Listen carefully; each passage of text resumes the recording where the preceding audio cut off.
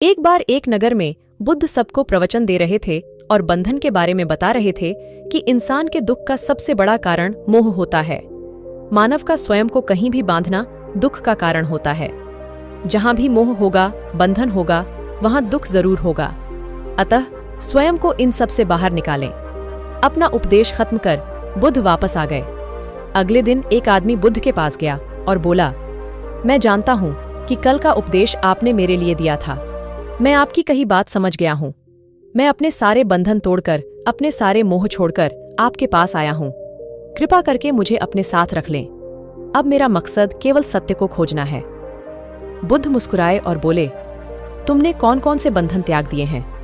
आदमी बोला, मेरे घर पर मेरे माता पिता हैं, मेरी पत्नी और मेरा छोटा बच्चा भी है। मेरी पत्नी बेहद बीमार रहती है।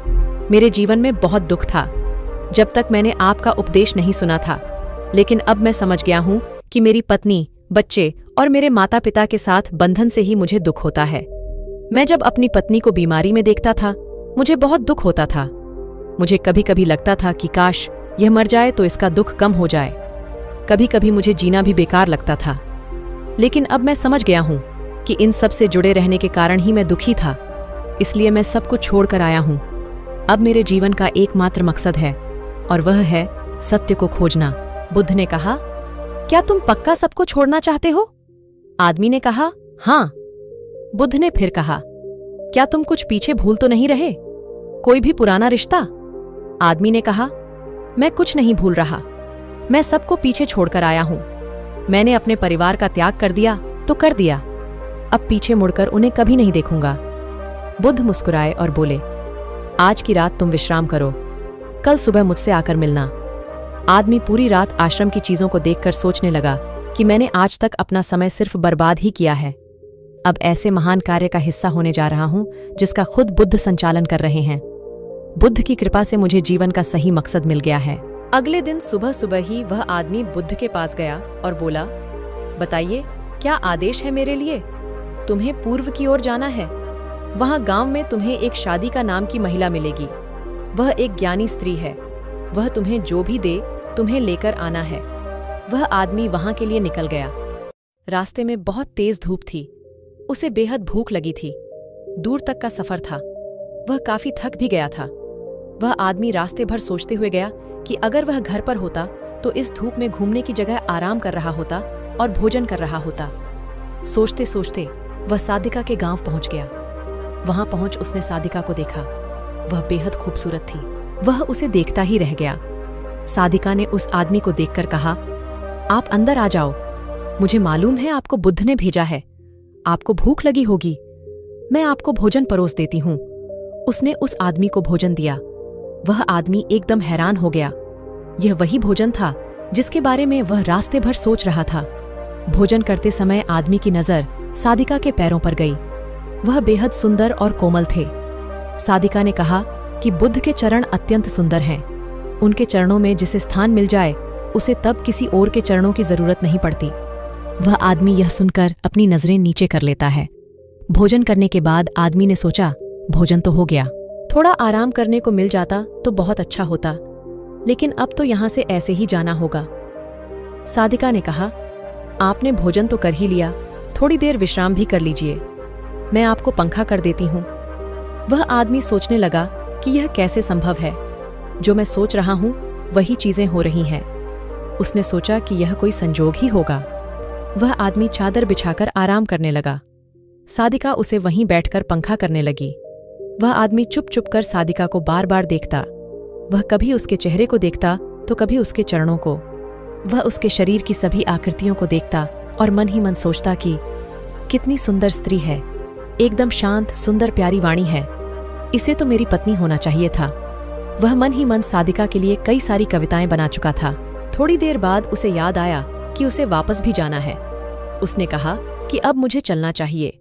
जाते समय आदमी ने सोचा कि एक बार साधिका को फिर से ध्यान से देख लेना चाहिए।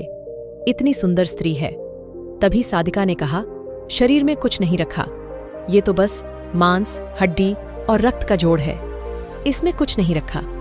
यह सुनकर आदमी घबरा गया और बोला, क्या आप अंतर्यामी हैं? मन की आवाज को सुन लेती हैं। वह बोली, नहीं, मैं कोई अंतर्यामी नहीं हूँ। बुद्ध की कृपा और साधनाओं से मैं जीवन को जानती हूँ और मन के भावों को पढ़ सकती हूँ। इसलिए मैं तुमसे कहती हूँ, इस शरीर में कुछ नहीं रखा है, ये नश्वर है और नष्ट हो जाएगा।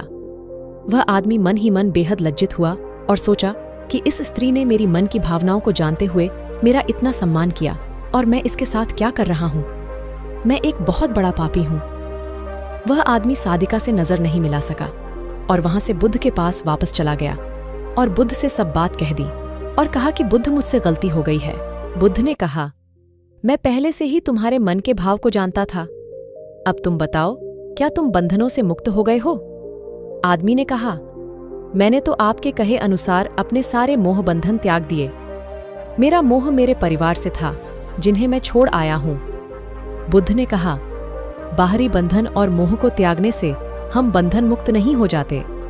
बंधन और मोह हमारे भीतर होते हैं, न कि बाहर। इसलिए तुमने परिवार के बंधनों को तो छोड़ दिया, लेकिन एक और बंधन बांधने चले थे, जिसके कारण आज तुम खुद को पापी समझ रहे हो। आदमी बोला, बुद्ध, आप सही कह रहे हैं। मैं बस अपनी पत्नी से पीछा छुड़ाना चाहता था।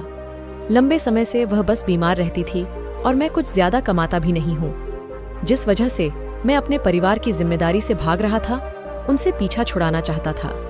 और जब मैंने आपका उपदेश सुना तो मुझे लगा परिवार ही सबसे बड़ी बाधा है, उसे छोड़ने से ही सत्य की प्राप्ति होगी। लेकिन मैं गलत था।